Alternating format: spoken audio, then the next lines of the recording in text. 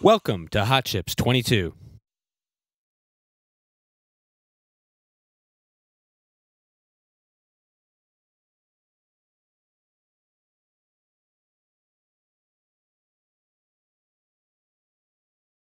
Opening remarks and Session 1. High Performance Computing.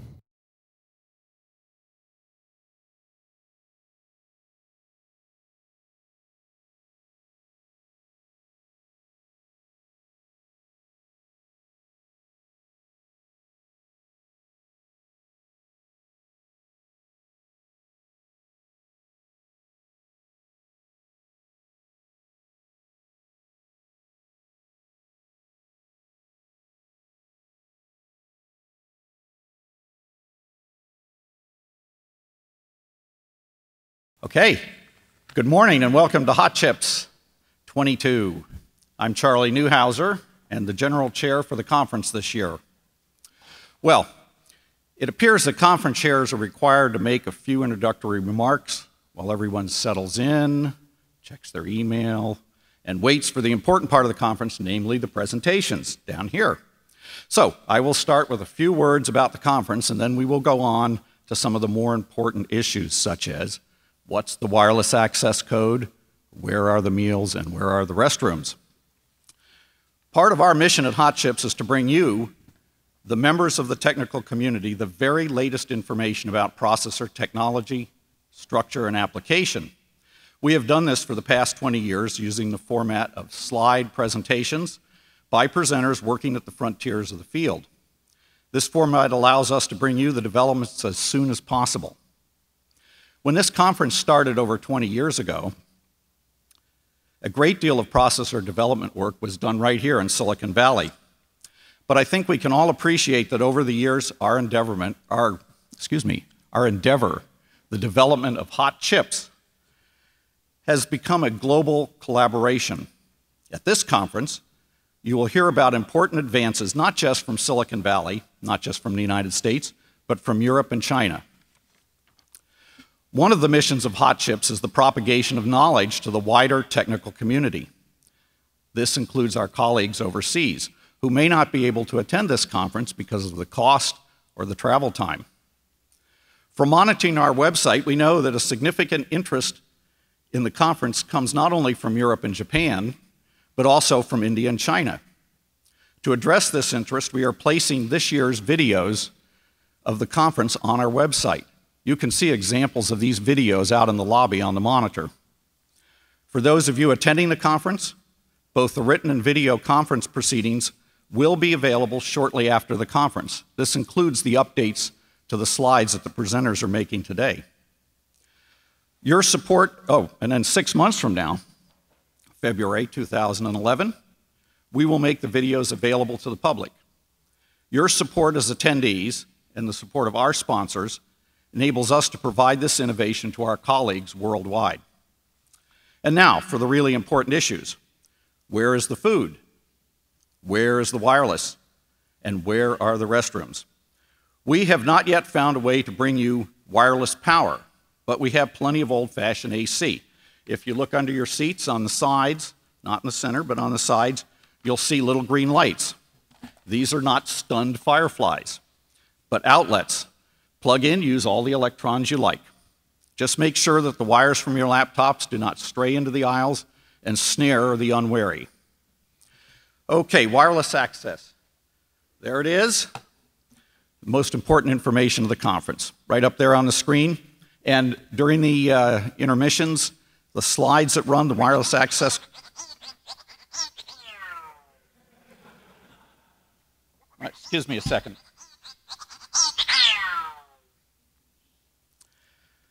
Isn't that annoying? Yeah, what is it? Oh, remind them, turn off the cell phones. Okay, thanks. Okay, turn them off. Where is the food? We know that unfed attendees are unhappy attendees. During the breaks, snacks down on the patio that way. Lunch and dinner across the street in Dorman Grove under the trees, where all the pine needles are falling down on you. The tickets for your lunch, right here in the back of your badge. Take them with you, the little green tickets. Okay, restrooms, men, down that way, down the stairs. Ladies, down that way. And ladies, the facilities are the same size for the men and the women. There's a lot of men at this conference. Come over and watch the lines. Okay. What's next? IEEE membership. They are our sponsor. They bring us this conference. Out in the lobby, there's 2 groups soliciting IEEE memberships. If you're not fast enough, they're going to tackle you and drag you over to the table and sign you up. Parking. Here's an important issue. Okay, you've been down to the lot on Galvez. We have a little problem with parking every year, so we took a little shot from the satellite. This is good parking. Nice little rows of cars, 2 deep. This is what happened last year. Okay, so if you're one of these guys here in this car, or this car, you're going to listen to every single presentation at the conference. So when you go out there, check when you park your car and make sure you're in the right place and not blocking anybody. Okay, I think that's it. It's time for the Bring On the Hot Chips, our first presenter, the High Performance Computing, led by our session chair, Bill Lynch. Thank you.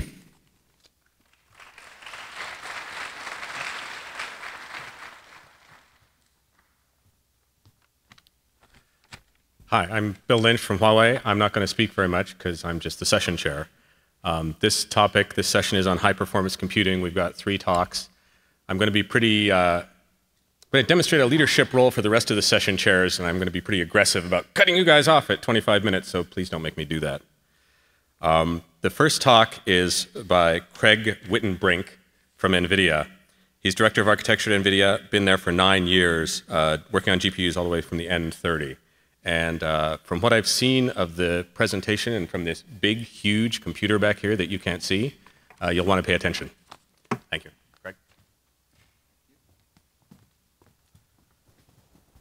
Thank you, Bill. So today I'm pleased to present our GF100 graphics processing unit architecture. And I'm also excited to be able to bring and actually demonstrate this real silicon productized architecture with my co-authors, Emmett Kilgariff and Arjun Prabhu. So I would like to acknowledge basically the many people that helped bring this chip into fruition. So this has been quite a large project. I would like especially to thank Jonah Albin, John Robinson, Mark Daly, Henry Morton, and the entire GF100 development team. This isn't something that's done by a small team, and it's been a successful project for us. So what I would like to present today is to talk first about the specifications of GF100, and then to drill in more detail into the architecture and go specifically into those features that differentiate this architecture from our previous generation. I'm going to primarily cover 3 things today. I'm going to go through tessellation and look in detail at what we've added to the graphics processing unit to support tessellation. And then I'm going to talk about physics processing and then also computational graphics. And I know this session we're in high performance computing, but there's essentially this insatiable demand for computing in graphics, and I feel that we've also got an excellent demo to show off on that. So I've got a demo towards the end. Okay, so the specification of our GPU, it's 3 billion transistors in the 40 nanometer TSMC process.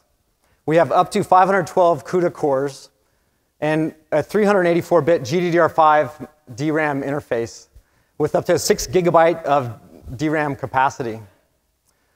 For our consumer space, we've got a product that we're calling the GTX 480, and we support full DX11 and 32x coverage sample anti-aliasing, as well as 128-bit floating point dynamic range lighting formats for anti-aliasing. We also sell this chip into high-performance computing. In that space, it's called a Tesla product, so the Tesla C2070. And in this space, it's new features that support enhancements on the CUDA programming, especially C++ enhancements. And also up to 515 gigaflops of double precision floating point throughput. And importantly, ECC, error correction coding, protection on the register file, L1 and L2 caches, the shared memory, and the DRAM. So that's the specification of the chip. So for the architecture, why don't we start and go sort of top down into the chip. So basically, the 512 CUDA cores are these small cores spread throughout. In this chip, we pushed up the amount of parallelism, and we now have 16 what we're calling polymorph engines. There are 4 raster units. We've gone to a distributed raster, set up in a raster pipeline in this chip. 48 ROP units, and then the memory controllers, which you see around the outside here, are where the 384 pins of memory are. So to drill a little bit deeper into the SM architecture, so the SM is a streaming multiprocessor. In this GPU, there are 32 CUDA cores in each SM. This is 4 times the number in our previous high-end GPU, which was the GT200. So we've also added an innovation where we've essentially put, in addition to shared memory, we've added level 1 caching. And so we've also partitioned this caching so it can be traded off. So we can have between 48 to 16 kilobytes of shared memory, which is 3 times what GT200 had, as well as partition this into level 1 cache. We've in addition put in some instruction set architecture improvements, including new 32-bit integer operations and fuse multiply add instructions. For each SM, we have 4 texture units. So we've got the 4 texture units down here, which essentially increases the throughput, whereas in GT200, we actually shared texture units between SMs. And then we have 1 polymorph engine. This polymorph engine, I'll talk in more detail later when we get into the tessellation bit. So driving up the parallelism is easy. The hard part is actually getting sustained performance from that extra parallelism. So the challenge is to try to keep your data on die. And so what we've done in this chip is we've tried to really tune and create caches to keep the data on die. And so what this diagram shows is our external DRAM here, and on die, this is the chip here. We do an intentional vertex fetch to come out of the DRAM, and then subsequent vertex processing to rasterization to pixel shading mostly will stay on die by using the L1 and L2 caches. And so it's also important that we've put in things that allow the driver and the programmers in CUDA to take advantage of this new register spilling, stack operations, and that global load store actually exploits the cache as well.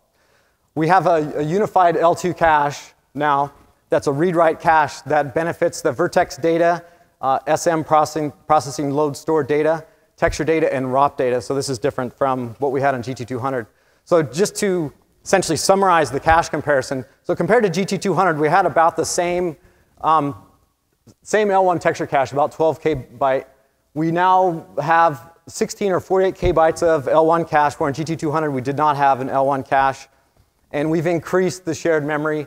And now the L2 cache goes from 256 kilobytes to 768 kilobytes. And it becomes a generalized read-write, write-back cache. OK, now, so to motivate the first specific innovation in tessellation, I need to kind of explain what tessellation does. So let me talk about the previous DX10 version. There's a challenge where there's basically too little detail in the scenes. We've got very detailed textures. And so I'm showing a blow up here from a scene where there's a scarf wrapped around the head. It looks like a very detailed scarf and whatnot, but it's hiding the fact that it's very hard in DX10 to actually render all those individual hairs. That would be too much geometric detail. And then further, the reason that the scarf is really flat like that is represented by very few triangles. So these silhouette effects and other artifacts result from the fact that we can't drive enough geometry in DX10. So if we take our motivation from film rendering, where in film rendering they have an offline rendering, they can use many hours to render a frame. The state of the art in modeling there is to use tessellation and displacement mapping. And so you can see this rendered character here has very fine detail, which would not be possible in a DX10 game, as an example. So this rich geometric detail is achieved by drawing much more geometry. And so how can you do that in a GPU and still be interactive and provide interactive graphics? So that's what tessellation is about. OK, so to step you in through what tessellation does is a very simple example. So if we basically take this quadrilateral here and we tessellate it into many different triangles, so you can't even see the individual vertices of the triangles here. This is the tessellated geometry. You can apply a displacement map. This ABC texture is a displacement map, which creates a protruded effect. So it becomes like a bumped up effect, like a metal was pushed out. And so that's basically what tessellation does. It allows you to displace the vertices. So to drop DX11 into the existing pipeline, we basically have to drop in these new pipeline units. 2 of them are programmable. 1 is fixed function into the graphics pipeline. And so I'll go through each of these new pipeline stages. So the first is the hole shader. So basically, the hole shader brings in new patch primitives. So these are new primitive to DX11. And it processes the primitives and computes a tessellation factor, how finely to tessellate, and also computes modes. This also runs pre-expansion. So we show here that we fetch a very compact patch, and it stays fairly compact till it hits the next stage, which is the tessellator.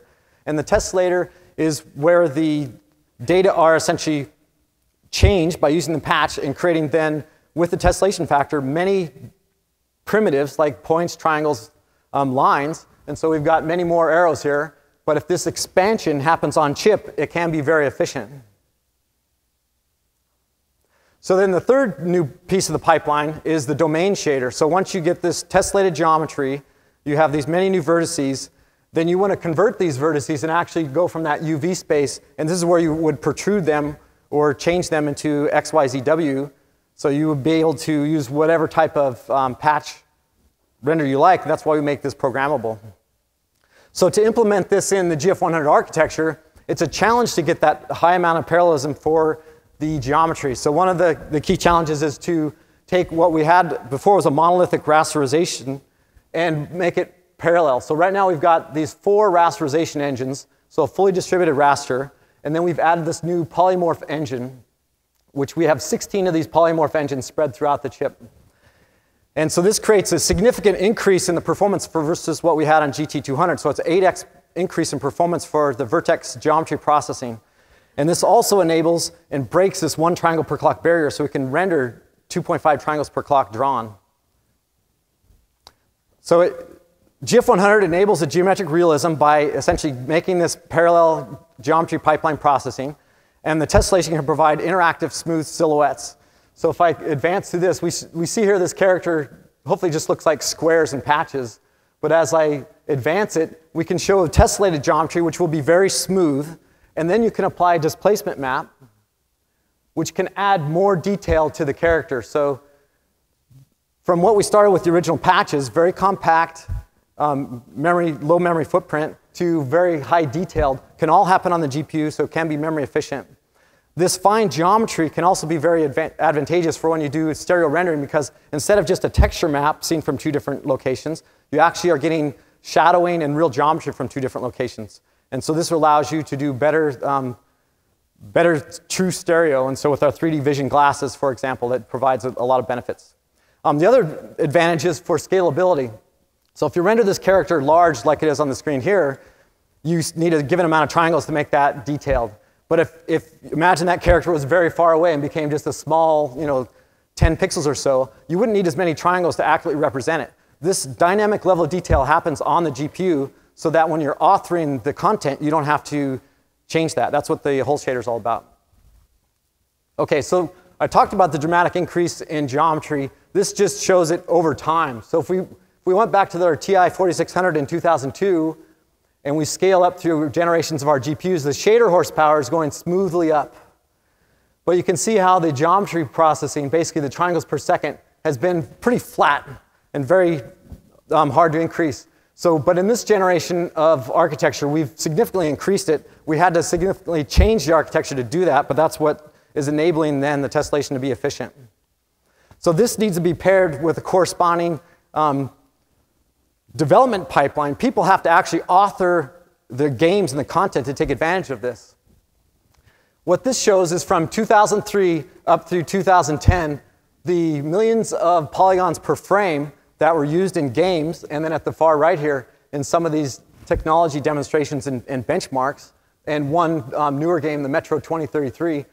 So as the authors are going to take advantage of this high geometric complexity, they're going to get this visual realism and benefit from that. So in the next year or so, next couple of years, the game content providers will take advantage of the tessellation power in the GPUs. OK, so tessellation was the first thing I want to talk about. The second thing I want to talk about was the physics. So also on the GPU, we can, through our CUDA development, support physics, interactive physics calculation. And so with PhysX, which is both a physics processing engine as well as the API that's written on our CUDA software stack, we have accelerated effects in over 150 games. And this just shows on the right here a particle simulation still that used up to like 128,000 particles could be done interactively, whereas in our previous version, that would not have been as fully interactive. So we've gone a 3x speed up in going from GT200 to GF100. This kind of fluid simulation can provide interactivity in games for water splashes, for mud, for blood, and so on. Now, the third thing I wanted to talk about for high-performance computing GPU is computational graphics. So computational graphics is basically trying to put the effects in that are not essentially only 3D. Computational graphics includes image processing. So in this example is a high-level overview of algorithm for motion blur. So if we take the model positions and the camera positions, we can do object shading processing, and we render the actual image and the velocity buffer with multiple render targets. So multiple render targets is a feature in the GPU. So you can render both of these simultaneously. And in the upper left portion here, you can see a segmented image of this Barney is flying down the track here, and the background is blurred. So you would want to segment it out and then apply a motion blur shader and get the final blurred image. So you, in real time, detect the zones on the GPU, then blur it, and then you can see the results. And so this is computational graphics. Another example of computational graphics, which is very exciting, is ray tracing. So ray tracing provides you very high visual realism, and we've spent a significant effort looking at ray tracing and have shown that it can be combined optimally with the GPU. We have optics ray tracing package that we have available, and we've also investigated and done some technology demonstrations for ray tracing. And so what you can do is you combine the power of rasterization and ray tracing in the chip. And we just show a couple scenes here with a ray traced car and ray traced reflective cobblestones and the ray traced plane in another car model. And essentially we're 4x faster than we were on GT200. So this is another computational graphics. It's not truly 3D. It's a combination of graphics, image processing, and general computation. So just to recap on the computational graphics side, so for physics processing, if we take our GT200 as the baseline, we get like a 3x improvement on the physics fluid calculations. Dark Void is a game where they compute turbulence, and that gets like a 2x speed up on GF100. Ray tracing, we get like a 3.5x speed up. And then artificial intelligence has another example. If you're doing like robot path tracing, you can get a significant improvement there. So this chip has had a significant improvement.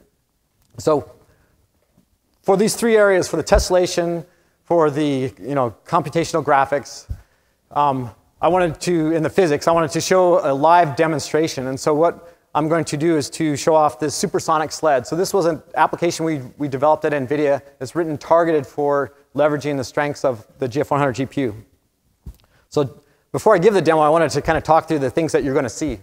So we talked about tessellation with that simple ABC protrusion. So a more complex displacement map is the texture on the left here is a terrain height field. So on the right here, you see the geometry rendered with the plane has been protruded by using that displacement map and then rendered like a photorealistic mesa or something. So if we actually have the displacement map, you can in graphics, you basically have to just download the texture map, and then you create and protrude this geometry all on chip to get the final rendering here. So that's the tessellation. Then for the physics in this demonstration, there's essentially smoke, the bridge collapses, so you can see the bridge can collapse into many chunks if we get the right timing on that. And then you get these fireballs and effects here as well, which will be physics that are being done in real time on the game. And then finally, for the computational graphics, I mentioned the motion blur. And this just shows, again, we have a segmented image where the bright yellow is where you want to actually blur the background of the image. OK, so now I'm going to switch over to the demo.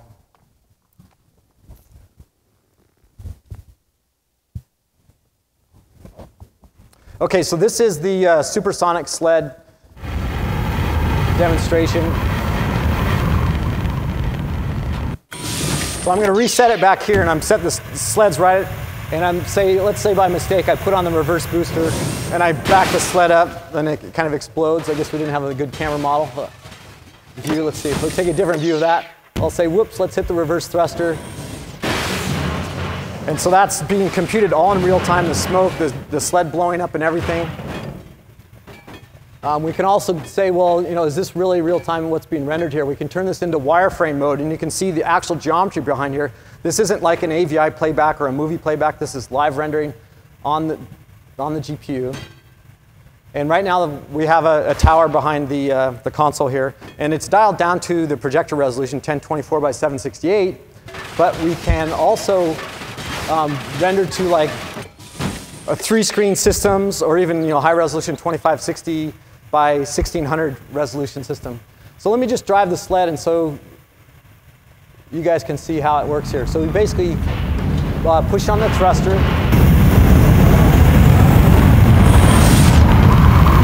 And we're flying down the sled here, and we're going to go by various obstacles. There's a house. I guess I didn't go fast enough to make that blow up. There's a bridge. We're going to fly over the bridge. Oh, I'm not going very fast. I think you're supposed to stop at the end of the track out here, but if you don't stop in time, you basically fly off the end of the track with the eventual consequences. So Barney crashed down. So let me try to take off again here and actually get some of these. You can see the barrels and stuff behind it falling down there. So we have like an auto camera model on it, so it's just switching the camera around.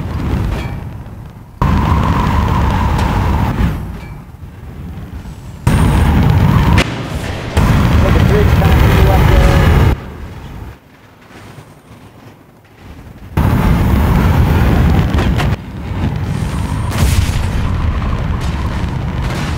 And again, I guess we didn't apply the brakes in time. And so we can, go back to wireframe as it pans back, just to show that, this is being interactively rendered, and we're actually able to change and, affect the tessellation in real time.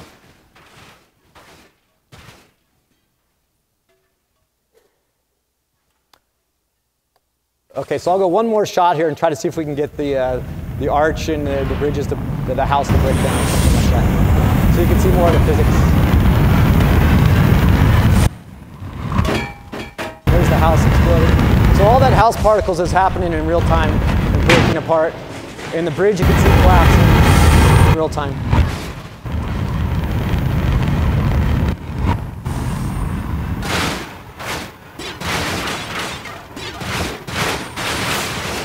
And the physics calculation of it basically is ragdoll physics, so solid body physics, and that character bouncing around. So this is very exciting to be able to run this in real time. And I'm glad the demo worked. Hope you guys enjoyed that. Let's see.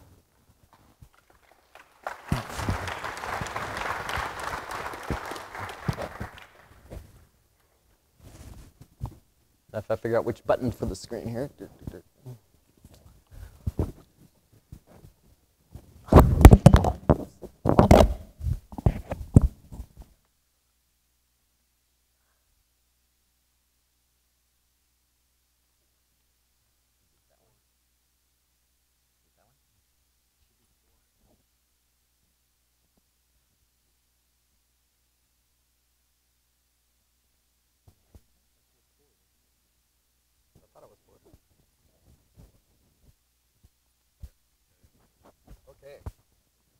Thank you. All right, so basically what I talked about today was the GF100 is a GPU that improves the geometry processing efficiency, and we get an 8x improvement over GT200. This required essentially a significant restructuring and change of the architecture for distributed rasterization. It's a new architecture and a new family of chips. We've just this summer launched our GTX 460, which is more of a mid-range chip, and that's been very well received also. We've broken this one triangle per clock barrier, and I'll hopefully try to motivate why this is important, that you have a high geometry throughput can give you much more visual realism. And we're at 2.5 triangles per clock. And I gave you a demonstration that showed off the tessellation and also physics calculation and the computational graphics. So with like the motion blur, all in that one game. So that concludes my talk. Thank you very much.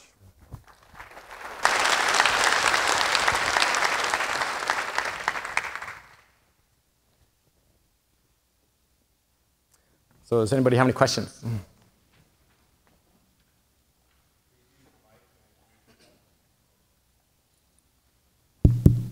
John Davis, Microsoft Research. Can you comment on power of this device in future architectures?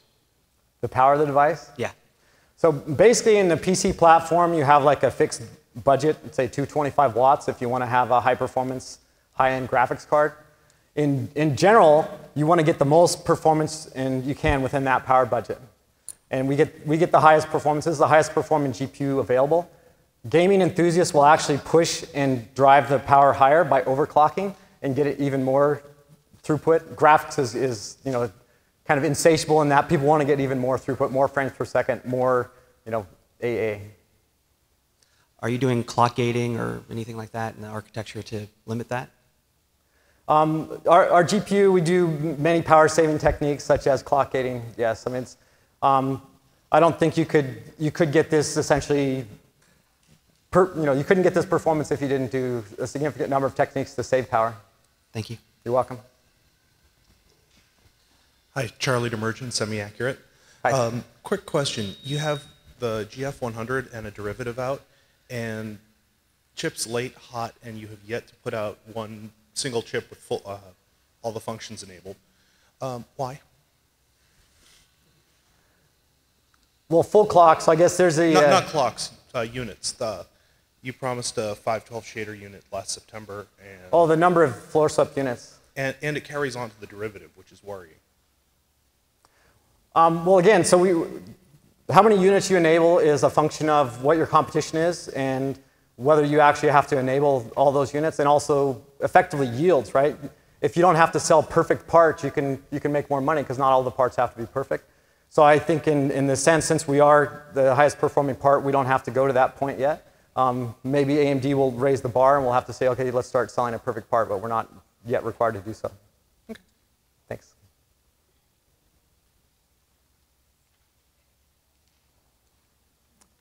Okay. Thanks very much.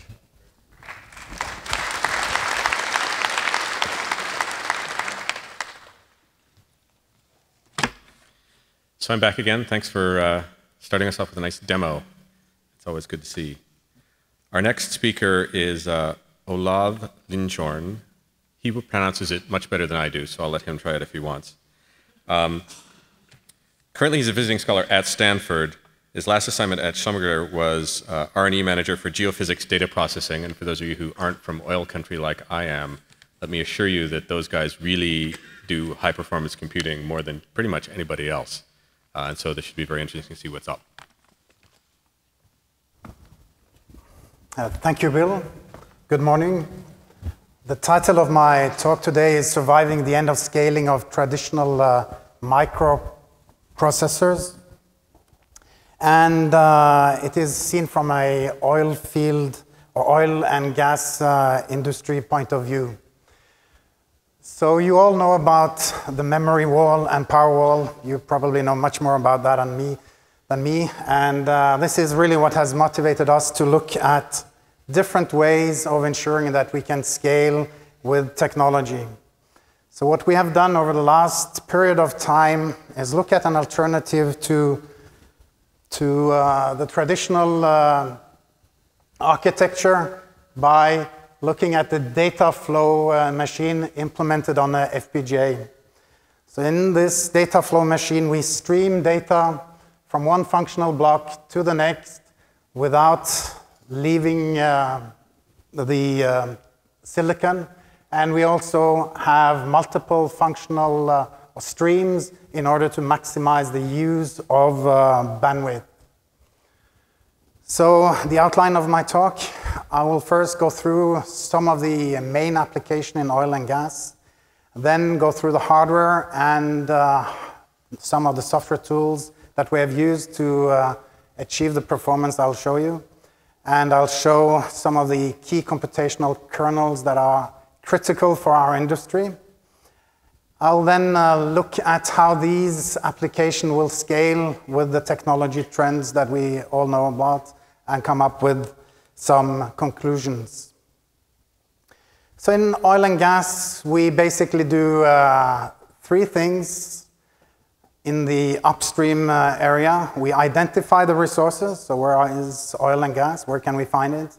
We try to access resources by ensuring that you can drill safely. And then we try to maximize whatever we can get out of the identified pocket of oil or gas. So the first thing we do is to try to find it. So basically we use three different methods, three measurements. It's seismic, acoustic measurement, electromagnetics, and gravity. And of these three, acoustic measurements dominate completely the computational task. So I'll concentrate on the seismic experiment here today. So the principle for a seismic experiment is that we activate a source, a low frequency source, every 10 seconds. We measure the reflected wave field where we have a difference in density in the formation. And we measure the reflected wave field in a long cable that consists of thousands of sensors. We do this for marine, for land, and for every shot we generate a plot like this where you can see the reflected wave field. So that's what we measure. In real life, the operations are a little bit more complex than the previous slide. So here we see a survey from the Gulf of Mexico recently with 4 boats with cables towed behind each vessel. They are up to 6 miles long. And we do this in order to really find the last remaining pockets of oil. In this slide, I'm trying to illustrate the drivers for the imaging process. So in the first part, I'm illustrating the increase in data intensity. So on the left-hand side, you see an image created in the underground by a single vessel. And on the right-hand side, you see the same area imaged, but now with 5 times the effort on the acquisition side. And I think even those who have not seen a plot like this before can see that you see much more details here, and potentially you can detect the structure where you find oil. So data intensity is a key driver for our experiment. The other driver is to increase the complexity of the physics we apply. So here we see a very simplified physics that are being applied, and we see that we lose a lot of energy underneath this body, which is a salt body. So here, by including more physics, you can clearly see more details and the possibility of discovering some new resources. So what does this mean from a computational point of view? So here I'm showing a very band-limited image. So it's only 30 hertz signal. And you see the cost increasing with the inclusion of physics, so going up to 8-fold increase. And this experiment we do, each boat has about 25,000 sensors. So for each experiment, every 10 seconds, we generate up to 2 gigabytes of data. To image an area, we do this experiment up to 200,000 times and create a data set of 200 terabytes or thereabouts. And to make this image, we run an imaging job on thousands of nodes for up to a week or so, depending on the level of physics we include. But we would really like to expand the frequency content. But to expand the frequency content is very expensive in computationally. So it goes with the 4th to the power of frequency. So we see for a doubling of frequency, we have a 16-fold increase in computational need. But we get a much more detailed picture. But unfortunately, this has a significant cost in terms of the hardware you need to run it on. So we need to run it on 15 to 20,000 nodes for days, week, depending on the physics included.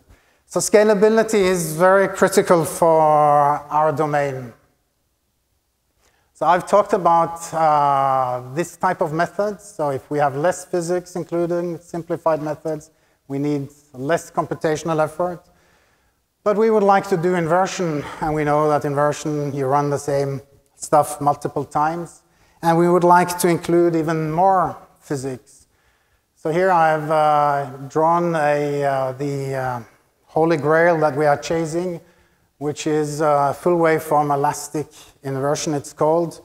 And from a method point of view, this is very well understood. So the only reason we are not implementing it is the cost function. So it requires 2 to 3 orders of computational effort from what we have today.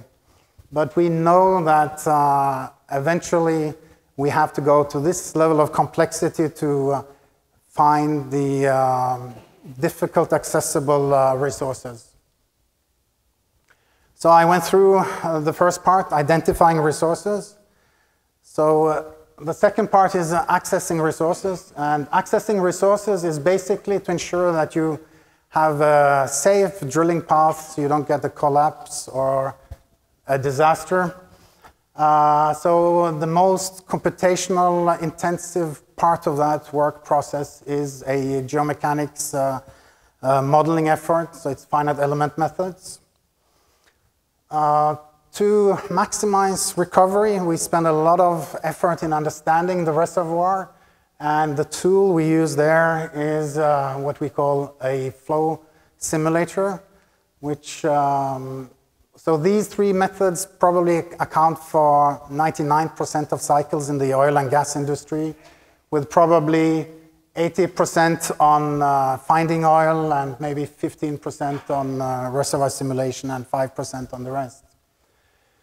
So if we now start to look at how complex are these different methods and how, so if here we have the measuring principle or the modeling principle, here is the physics involved, and here are the computational efforts.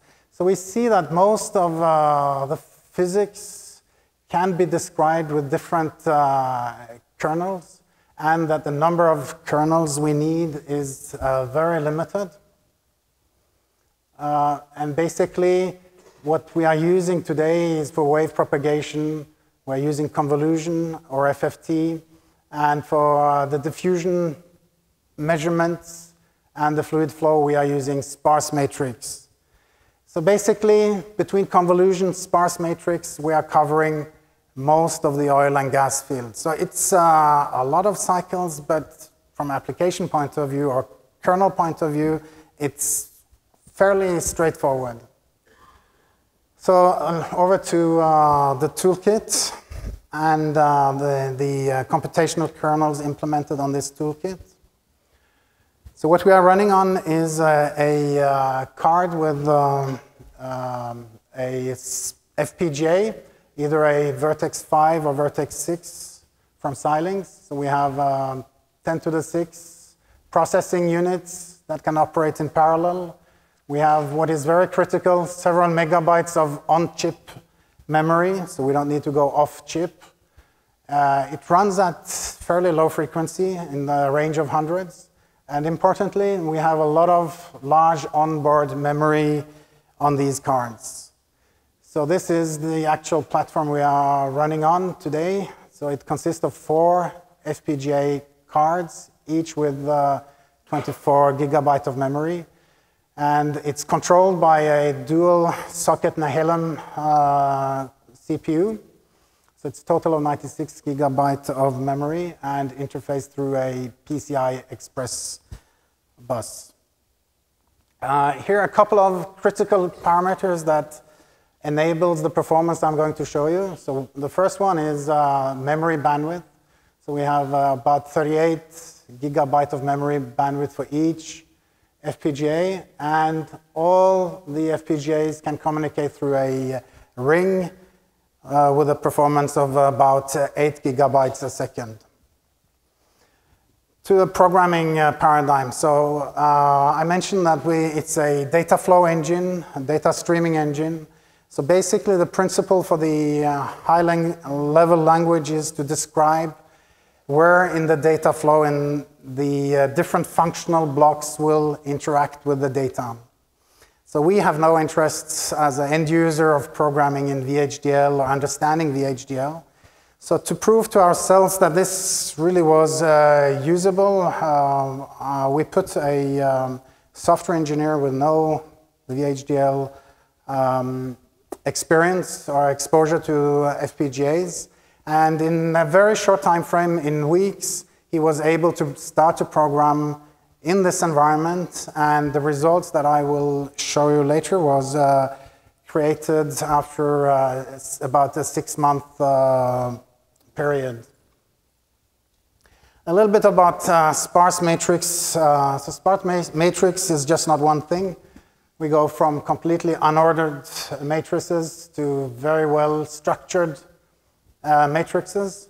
In our domain, we tend to be on this side of this scale. So here I'm trying to show you the scalability problem we have today. So these are the 2 applications I mentioned earlier.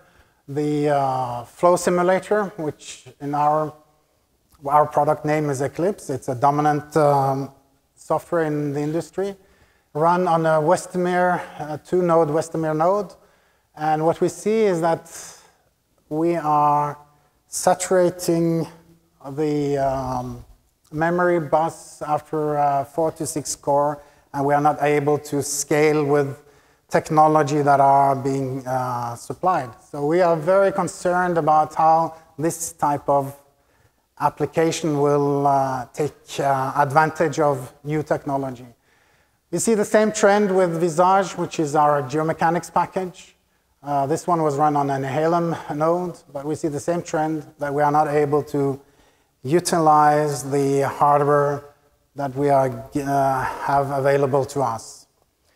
So we implemented the Visage or the geomechanics package on the FPGA. So here we show the non-zero values of the matrix. The enabling component of the FPGA is again the large block RAM, on-chip block RAM. It's utilizing pipelining, making it very deep. It is by being clever in our addressing scheme. I think it doesn't take much to see that you can optimize the way you access your data. And we have used, thanks to the flexibility of the FPGAs, a domain-specific data encoding. And so this is the result we get comparative to a 2-node Nehalem implementation. So we see, depending on how aggressive we are with the domain-specific data encoding, we get a speed up of about 40 to 50. And this is very encouraging for our domain. It has huge implication, not just to be able to handle larger systems, but of course also from a installation point of view. So here's a rack of Nehalem nodes, and this one would probably consume around 20 kilowatts versus about a kilowatt of power consumption. So it is a very encouraging result. So to the biggest application in terms of CPU cycles used, 3D convolution, so that's how we do imaging. So basically what we do, we take an operator, in this case a stencil operator, that we convolve with a cube of a dimension 800 to 1200, depending on the frequency domain. And we do domain composition depending on the hardware available. But basically, we convolve this throughout this cube, not just one time, but for many, many thousands of time steps. So the characteristic of this convolution is that we have a very low flop-byte ratio. This sparse structure and the size of this structure requires a relative large streaming memory buffers. So we have data structures that is far bigger than any data caches available. So if we look at the CPUs, so the constraint we see with this type of convolution is, first of all, the small L1, L2 caches. It's our limited ability to utilize the short pipeline that exists already on CPUs, limited streaming bandwidth, and limited data element reuse. So we are seeing only a fraction of the peak performance of this type of hardware. So on FPGAs, we are again using the on-chip memory as a critical component. Hundreds of the pipeline stages. Optimal trade-off between the number of streams we use and the depth of the pipelines. And this is some comparative result. So I'm showing both of these because I'm using that later on. So basically, with the latest Vertex versions, we're achieving about a 70-fold increase in performance. And this is due to the parallelism in number of data streams, 9 pipes in this case, and the depth of it. So it's close to 300 deep. So we do about 2,000 to 3,000 operations for every clock cycle. So that's how we beat the high-frequency clock cycles of a CPU node. Even though we run at hundreds of megahertz, the number of operations we perform per clock cycle is just astonishing. So how does our application scale with the technology trends? So I'm sure we'll hear that transistor counts will keep increasing. Memory bandwidth will continue to trail transistor counts. So the big question is how our algorithm will scale. And I'm going to use convolution to illustrate how we think our application will scale. So we have the ability to make the pipelines deeper as we get more resources on chip. So I'm going to show an example where we cascade multiple time steps. And the other upside is really to have specialized DSP that are fit for purpose in our domain. So here I'm going to show the convolution again. So this time in a 2D grid, not the 3D grid as I showed earlier. So we do this convolution, as I mentioned, not just one time, but thousands of times. So what if we could cascade time steps? So on the FPGA, when we have processed time step 1 to a certain stage, we will have all data available on chip so we can start the next time step. So, and then when we have done time step 2, we can advance to time step 3 and so forth. And the limit on the number of time steps we can do is basically the resources on chips. So when we run out of transistors, that's it. But with next generation, hopefully there are more transistors so we can make the pipeline deeper. And all of this comes to a fairly limited increase in the cost of bandwidth. So that's why we think this technology is really well suited for our type of applications. So here I'm trying to do some projection on how we would grow. So I hope I've convinced you that we can grow with transistor scaling at least as well as the number of transistors increases, probably exceeding that due to less overhead. Here I've assumed a small increase in memory per year, and then I assume that we will get clever in making intelligent DSPs on the FPGAs. And to illustrate that, I have reasons to be very optimistic on the smart DSPs. I'm taking the examples between Vertex 5 and Vertex 6. So here are the resources we used to create one of the convolution points. And we see the resources used are far less, resulting in that we can add more pipes. And what we attribute this addition to about 50% of the performance increase we saw between generation 5 and 6 of the Vertex chips. And it's all due to a pre-adder on the DSP. So it's a small thing for the silicon vendor, but a huge impact for our application. So to come to some conclusion remarks, I showed this slide here earlier on, concentrating on this point in time here. And the question is, when can we deliver the full waveform elastic application? And with a conventional roadmap, I think we will probably be in the latter part of this decade before we see it. So the question is, with what I've shown you here today, and I hope I've convinced you that FPGA streaming has really come of age and that the development environment is not a stumbling block any longer, that our application will scale predictably with this technology. And so what will the roadmap look like if we apply it to FPGAs?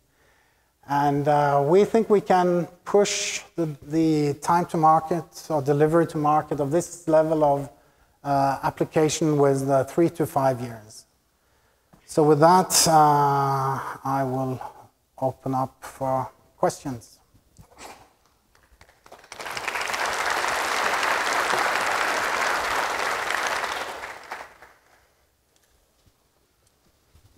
Hi, Jan Gray, Gray Research. Are you doing all your computation in fixed point? And would you value floating point unit hard IP blocks on the FPGAs of the future?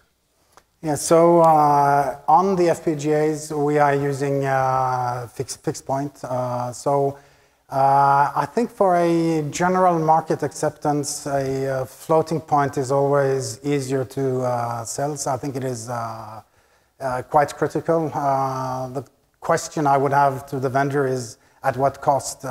So I think performance for this type of technology, there's a lot of buts and ifs with this type of technology. So performance really needs to be in the forefront. So, but clearly that would be advantageous, yes.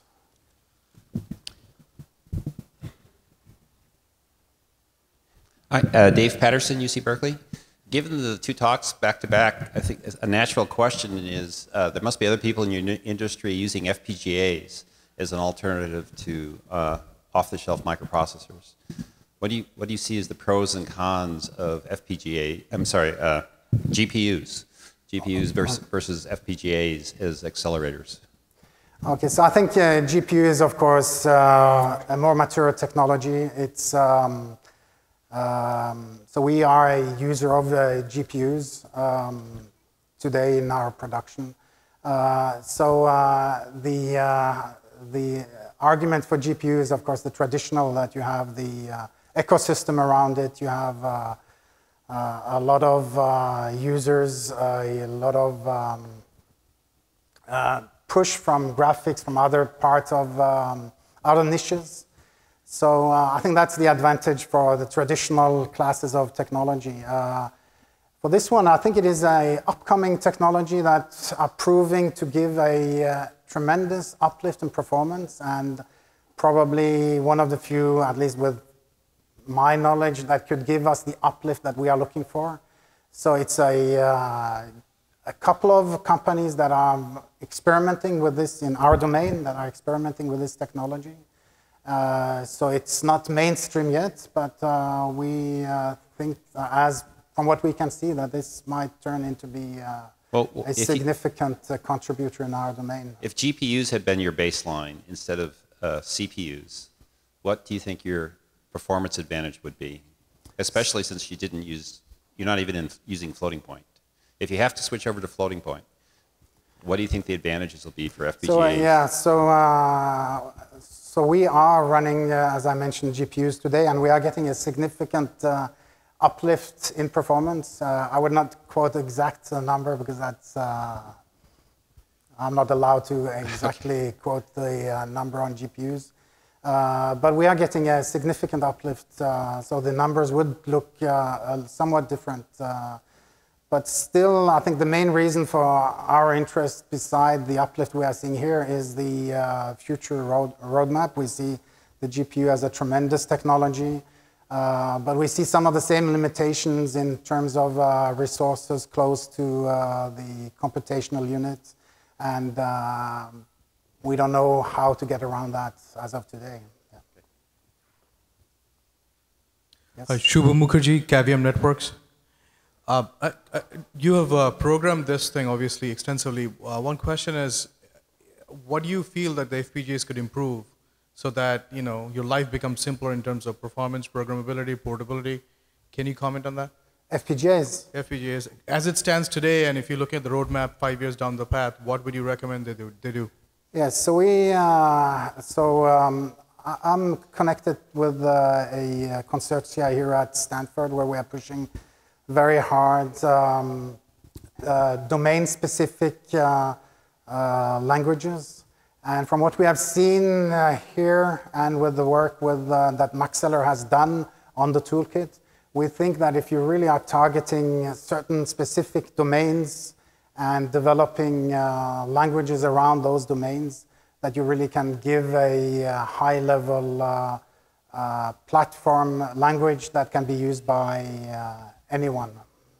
So we are, and I think one of the key points I tried to bring forward was also that for this type of application, we have very few kernels. So it's not like you need to make a general language. You need to just target a limited set of kernels to deliver for our industry.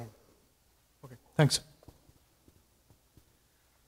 Barry Pangerly, Mentor Graphics. I was wondering, excuse me, going back to the GPU, if you could make any comments in terms of performance per power, the GPU versus the FPGAs, what you're seeing? The GPU versus the FPGA? FPGA, yeah. So you gave us numbers for the Nehaloms and like 20K watts versus 1K watt, right? Yeah, so it's very linked to the performance number I was asked about.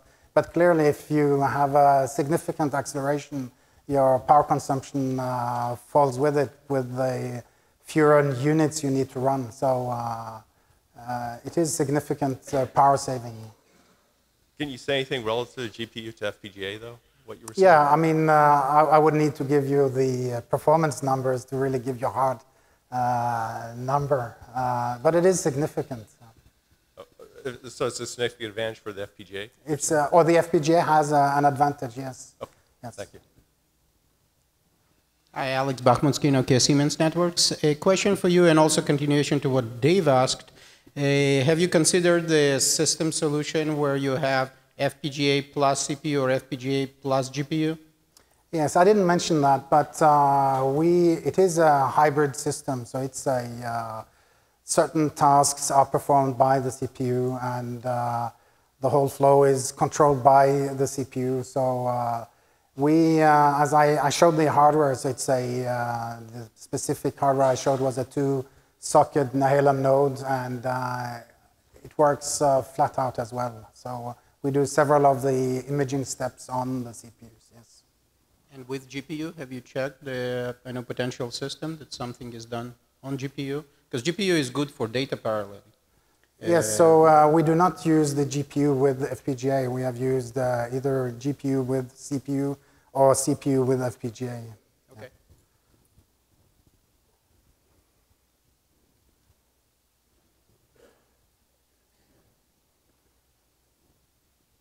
Okay.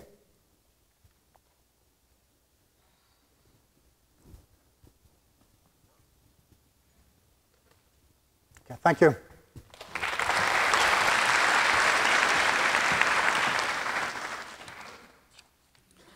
So now we come to the last talk of the high-performance computing session by Michael Floyd of IBM. He's been in IBM Austin working on server processors for 15 years and is revisiting Stanford, having gotten his master's here in about 2000. Michael, take it away.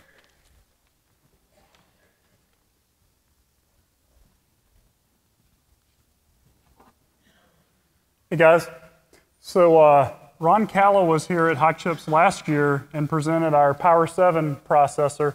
And he hinted at some of the features we have for some adaptive energy management in our Power 7 processor. He had a couple slides, but I wanted to expand upon on that for you today a little bit and let you know exactly what we have going on under the covers. So I'll start out by giving you a little overview of our energy scale technologies. I'll talk some about our energy management features we put on the chip, and then I'll give you an idea of some of the new autonomic mechanisms we put on the chip. This got some exciting opportunities.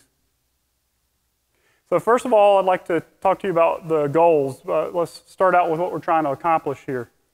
The goal here is system-level, performance-aware energy management. So we want to look a holistic approach at the whole system. We want to build upon the initial features that we had in the Power 6 timeframe that have been very well received. And the key is to let the customer select exactly the policy they want to run in order to tune the energy efficiency and performance of their data center. To do this, we directly measure the performance, the utilization of the machine, the power consumption, and the temperature. And by taking all of these into account, we try to make the most intelligent decisions on how to operate the box. So the key is that we take advantage of both the workload that's running and the environment that it's running in. The key is to save energy when you're not fully utilized, because when you're running a lot of nothing, you're just wasting power. So what we try to do is optimize both the frequency and the voltage to match what the workload needs to do, and also stay within the limits of the environment that the system's running in. The cool thing here, you can choose to apply the benefits one of two ways, as you know. You can either choose to goose the performance a little, or at the same performance level, you can choose to reduce the power consumed. And the customer, by choosing the policy, gets to direct that. So this is a little bit of an eye test, but I wanted to show you some real data here of our policies in action. What you see here is the red is sampled power, and the blue is sampled frequency points taken at 1 millisecond samples. Now, this is real workload running on one of our IBM Power 750 Express servers. It wasn't a fully populated server. It was one of our machines in the lab. It was a highly utilized scientific application, so it was using a good bit of the system resource, and it was a varying workload. So we had to dynamically adjust to the workload as it was running. And this was running shipping energy scale policies. So as a baseline, I show you nominal here, and we're sitting at roughly half of what the max rated system power is here running nominal. And if you notice, the frequency was the same at every sample. It was just over 3.5 gigahertz in this example. The first policy we provide is what we call a max performance policy.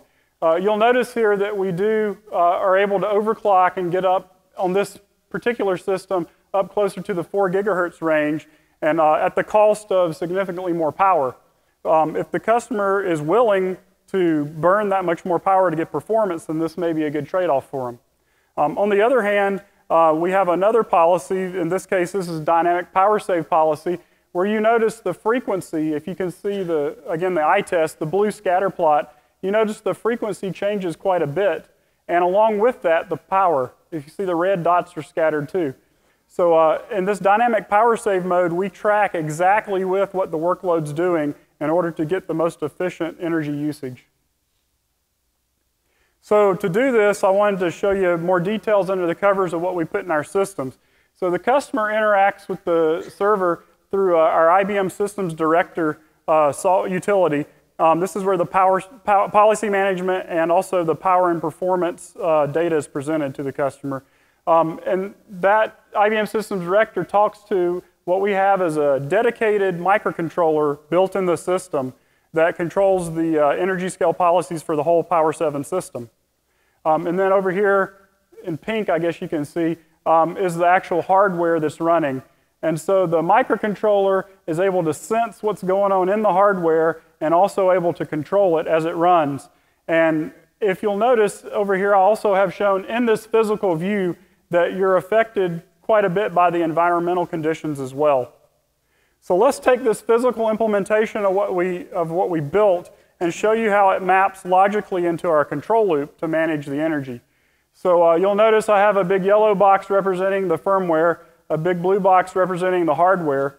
Of course, the environmental conditions do affect the hardware as well as the customer workload that's running on that hardware. So the first thing you need to do in order to make a good energy scale policy is you need to be able to, in the firmware, to sense what's going on in the hardware.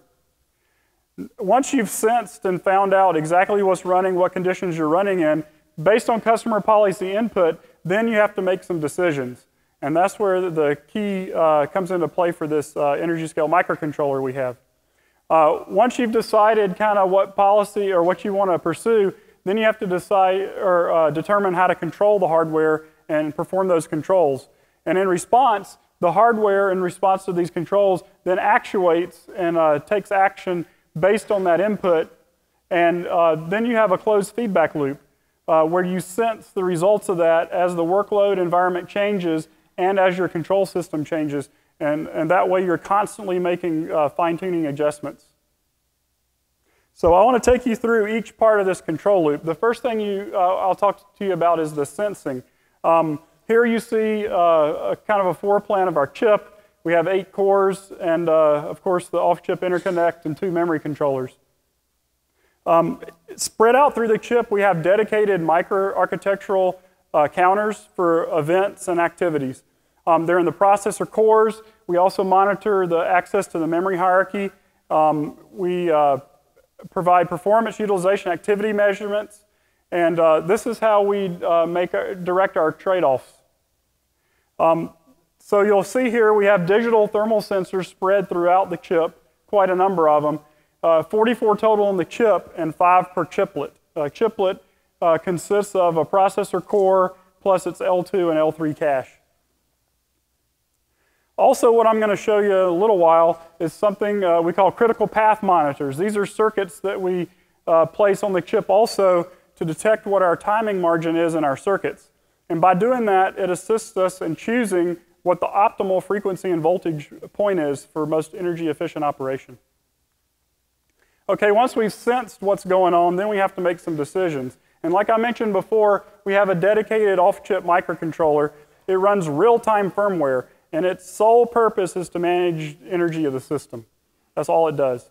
And on the Power 7 chip, we built in a dedicated communication interface using a standard I2C link. Our decision was that we put accelerators into the Power 7 chip in order to assist this microcontroller in making system-level decisions. To do that effectively, we had to do 2 things. The first thing is we were really interested in reducing the communication bandwidth because that limits how fast your control loop response time can be. So we pack sensors together, we provide multicast operations, and we have an automated on-chip transaction table, all to assist this off-chip microcontroller. We also wanted to offload and automate compute-intensive chores that are more easily done by the hardware natively. So we convert temperature degrees Celsius using a quadratic curve fit on the processor chip hardware. We have a power proxy I'm going to show you in a little while, and we also have an automated voltage change sequencer to assist in the voltage slewing. Okay, so we've sensed, we've made a decision based on this real-time firmware that's running. Now let's control it. So what we included in the Power 7 processor is every one of those 8 processor cores has a digital PLL that has independent frequency control. We can go from -50 to +10 of nominal frequency, and we can do that in 25 megahertz increments. Also, what's key is that we have a very fast frequency slew that we can perform with this digital PLL in excess of 50 megahertz per microsecond. So we can make, in response to these decisions, make very fast controls.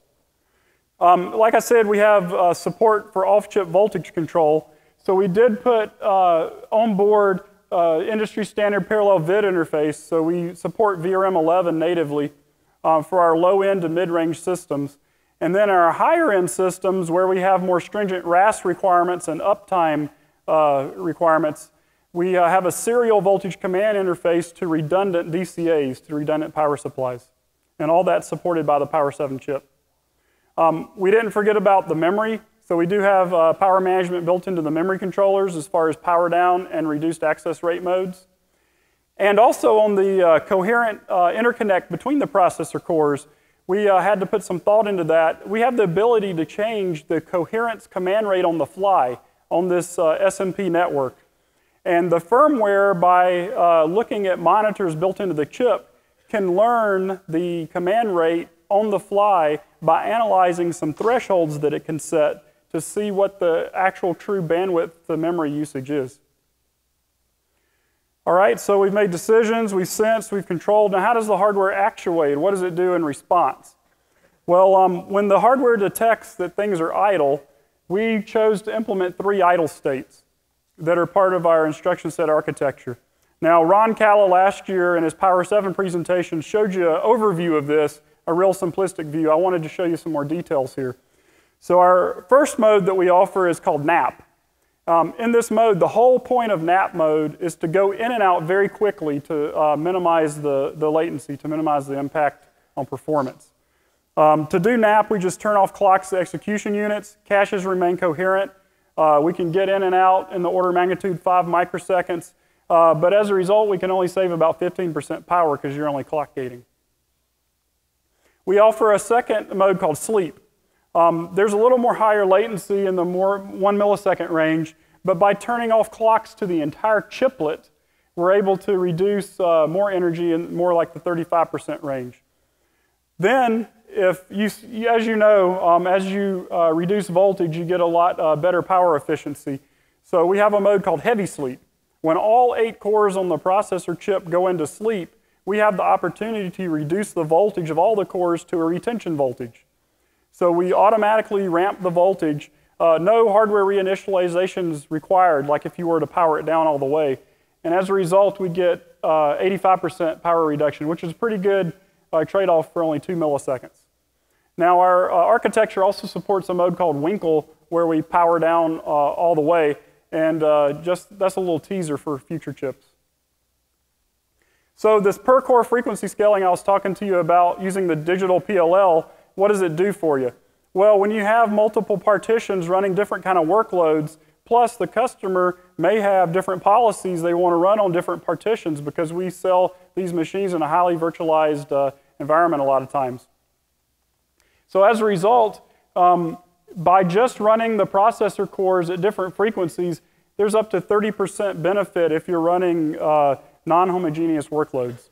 And also, if by dropping frequency in nap mode, you can get up to a 20% benefit by being able to drop the frequency of each core independently in nap mode while keeping other cores running at full frequency. So let's show you a result. So we've done the control loop with these techniques I just talked about. Here's the spec power runs. This is the industry standard for measuring energy efficiency right now on our IBM Power 750 Express. And what I wanted to show you is this is real data off of a system in our lab. So what happens, this takes samples at each 10% utilization points, from 10% up to 100. And what I'm showing you here is the nominal curve as you go from 0% utilized all the way up to fully utilized. You notice it's kind of flat. Most of that's due to clock gating. If we go into our static power saving mode, you see that drops quite a bit. Again, this is normalized system power, so it's all relative to the max power here. But you'll see we can drop quite a bit just by running at a lower frequency and voltage point. But the key comes when we kick in that dynamic power saver mode, where we dynamically respond to the workload. And you'll see here, at low utilization, it tracks pretty nicely. But then as we get higher and higher utilized, we can take advantage of the workload and actually turbo the processor and turbo it and get higher performance at the high end, but less power at the low end, and thereby get a better score. And by doing that, we've seen, what you'll see is our nominal systems we used to ship back in the day, we use that as a baseline. As soon as you add fan control, variable speed fans to our servers, you get about a 14% increase. With the static power saving mode, which is that bottom curve I showed you, you get almost a 25% improving on that spec power score. As soon as you kick in our dynamic power savings, we get almost a 50% improvement in score as if we didn't, compared to if we did nothing. So that's pretty significant. We're pretty proud of that. All right, so I showed you that, what we offer on the spec power. Now I want to take you through some of the more advanced mechanisms. I thought you guys might be a little interested in some of the more advanced features. So we talked before about what happens when you're not fully utilizing the machine. So we decided to play with some autonomic frequency reduction in those cases. As you guys know, a lot of workloads are memory bound, or at least certain points of time in the workload they're memory bound, and you don't always need the full processor compute frequency during those times.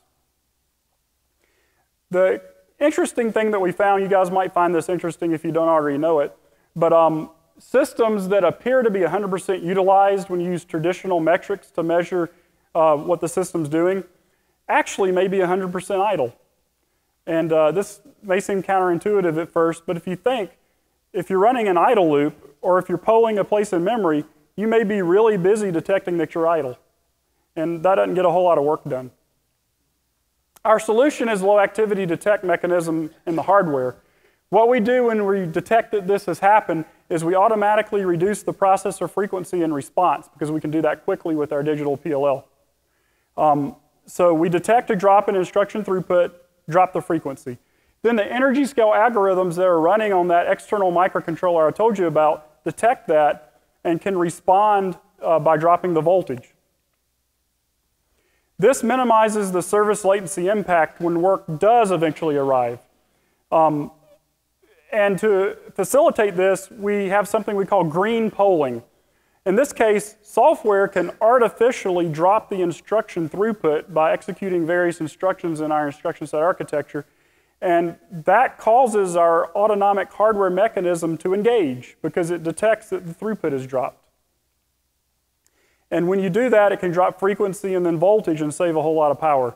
Now, this is useful for both traditional idle loops where you're sitting spinning. It's also good for message passing work queuing, where you're sampling when something arrives in a memory location telling you there's work to go off and do. So I got a graph here for you of the benefit of this scaling. What you'll notice, the baseline here in the magenta is a full throughput if you're just sitting there running an idle loop wasting power at a constant voltage. By having the software reduce the instruction throughput but staying at a constant voltage, you'll see this green line. As the utilization drops, we can go down and save about 10% of the system power. As soon as we kick in this new low activity detect mechanism, even at a constant voltage, we can go ahead and drop that down another 10%, down to 80% of total power. Then, by energy scale firmware detecting this and dropping the voltage, then that's when you can kick in the additional savings with dropping of voltage, and you can get down below more than half.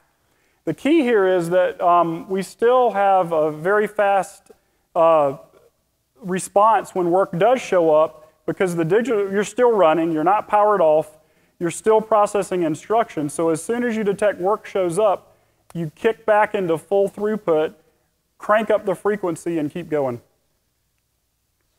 The next thing we put on here as an autonomic feature is the ability to sense the core power. As I mentioned before, we have 8 processor cores running on this chip. And due to system constraints, we can't put an external voltage regulator on each one of these processor cores. It's too prohibitive, both in pins and area out in the system.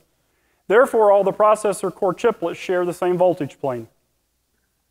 Well, that's fine, except for then you can't make intelligent decisions because you don't know how much each of the 8 processor core chiplets is burning individually. You can see how much they're burning as a whole, but that doesn't help if you're trying to do power shifting or power trade-offs between the multiple cores.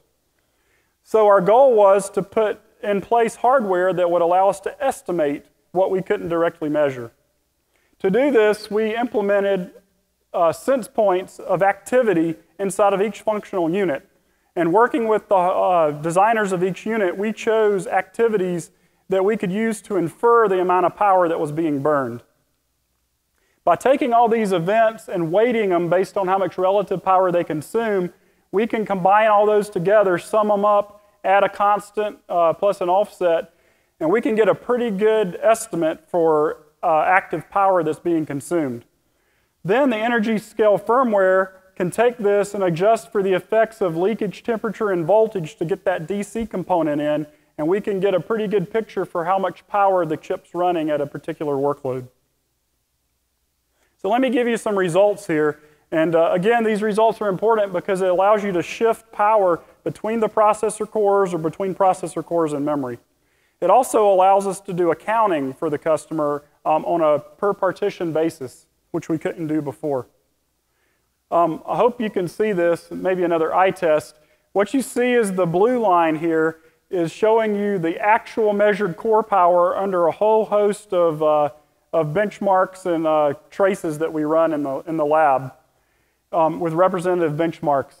And you'll see this orange line is how our core power proxy tracks comparatively. As you see, it does a pretty good job. In very few cases is it off by a whole lot. This over here is our power virus, which is where we on purpose keep everything busy as much as possible. So you see it's burning a whole lot of power. And then some of these other benchmarks are only drawing about 20%. And with a little fuzz, we do pretty well. We're pretty happy with these results. There's a lot more details under there that we're going to be presenting at another conference later this year, I think. The last topic I want to talk about is reducing wasteful guard band. As you guys know, when you ship a chip, you don't ship it at the maximum frequency it can actually run or at the lowest voltage it can run. As good engineers, we always put guard band in just to cover our tails. So we ship with, conventionally we ship with a static guard band. And this is to cover all the worst case conditions that can ever happen. Worst case voltage droop, worst case temperature, worst case workload, which is not very dynamic or adaptive. So our goal was to put on a critical path monitor circuit to do a more dynamic detection of the available margin on the chip. And to do this, we run an input signal through a representative critical path and look for penetration into an edge detector. Now, once you have the ability to detect available timing margin, so what are these different components that we're able to take advantage of? Well, you have a certain amount of test inaccuracy that you build into your chip guard band when you ship a chip. There's a certain amount of uncertainty or engineering margin that we put in. And then you have to put in a bunch of extra room for reliability or long-term wear-out effects, such as MBTI.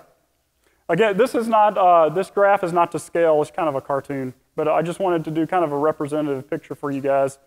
The next component is the various voltage components. Droop due to workload, load line overcorrection for those of you who are knowledgeable at the system level. This is a voltage drop from the power supply to the actual silicon.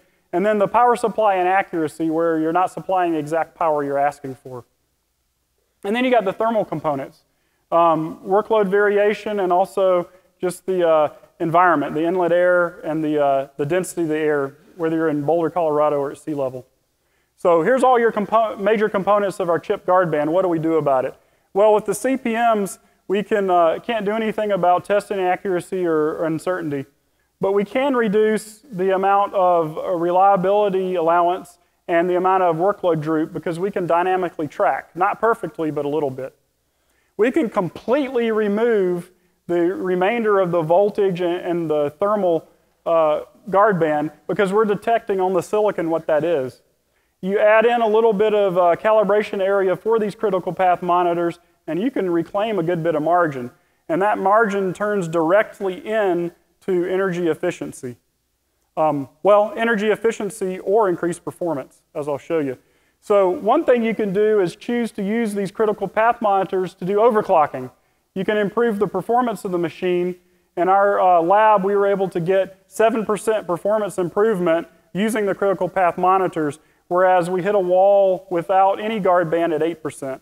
You can also use it to save energy by doing some undervolting. So in this case, with static guard band, here's 100% power, we could save almost 16% of the power of the system, not the chip, the system, by using these critical path monitors, and we hit a wall at more like 25% with zero guard band. So these critical path monitors can eat quite significantly into that guard band. In summary, I wanted to show you guys that Power 7 builds upon what we first offered in Power 6 with automated on-chip functions and accelerators. We are proud to show a 50% improvement over just baseline operation by turning on this adaptive energy management. And the customers can then select the best policy for their needs. Our newer features, such as the autonomous low activity, power proxy, and this new critical path monitor circuit, provide even more opportunity for energy efficient operation. And so that's the end of my time. I'd like to thank you for your attention.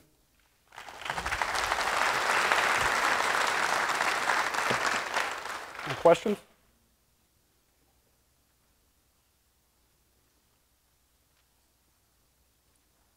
Hi, Nathan Brookwood from Insight 64. A question on the green polling. How can you differentiate between the kind of activity related to a spin lock from real computation where a program might be in a tight computational loop? That's where we rely on the software to assist us a little bit. And when they know they're in a spin loop, they can execute instructions that drop the priority of the threads that are running, thereby reducing the dispatch rate. And so they kind of artificially drop instruction throughput for the hardware, and then that allows the hardware to detect that and kick in. So the software actually has to be modified in order to use this feature? That's to use the green polling feature, yes, to take advantage of it for idle loops. Okay. And on a different subject, you mentioned that all the chiplets on the chip have a common voltage plane.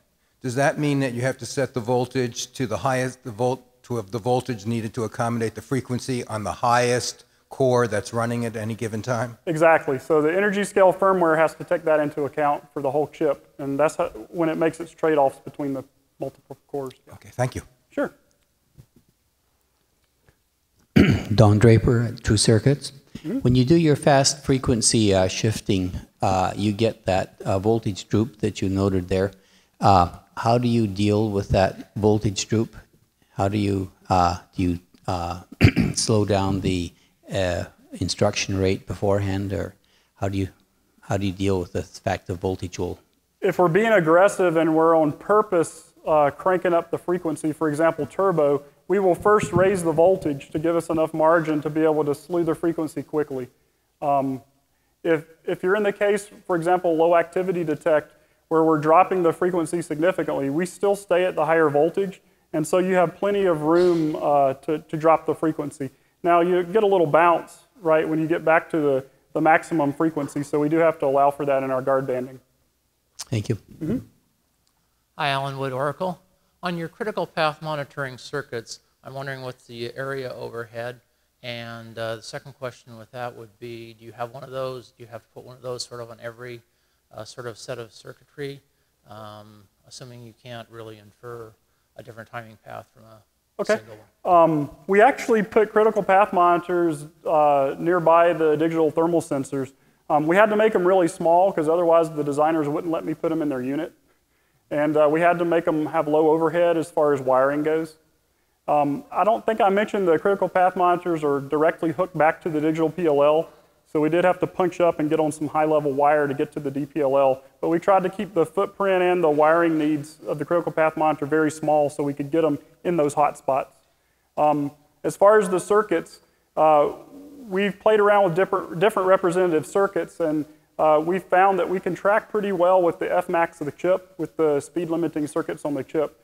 And we did a pretty good job with where we chose to place them as terms of where the voltage droop was the most, dynamic voltage droop was the most, and also where the hot spots on the chip are. So we've been pretty pleased with the results there. Okay, thank you. Marcelo Sierra with UCSC. I was wondering what type of clock distribution system do you use to keep your skew low? And are there trade-offs between that you considered in this scheme to reduce power? So each processor core chiplet has its own tuned clock grid or clock mesh. And I think at previous hot chips we may have presented how we designed that clock grid. I'm not a clocking expert, so I don't know how good of a job I do trying to describe it. But we are very sensitive, of course. The DPL designer is very sensitive to the jitter and also the skew across that grid. So we go to great lengths to try to minimize that, of course, so we can crank the frequency up. Thank you. Yeah, hi, I'm Sanjeev from Oracle. So I have a question about your sleep and nap modes. So how is it different from the inherent clock gating within the chip? Because that's kind of opportunistic and it will get off the units which are not being utilized. So how much gain you expect from overclock gating, inherent clock gating by these two modes? So the percentages I showed you was versus running just an idle loop. So you're correct. There's a pretty significant delta due to clock gating when you go from running a real workload to just running an idle loop, especially if you do green polling and drop the instruction throughput.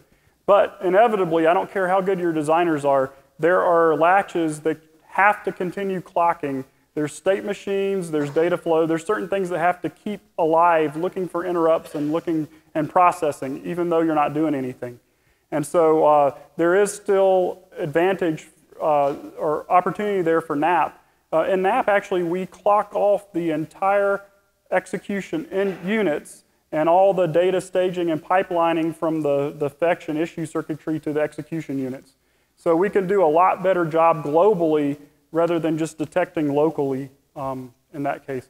For sleep, since we're purging the caches, we don't have to keep the caches coherent anymore. We don't have to respond to snoops and keep the data in those caches coherent.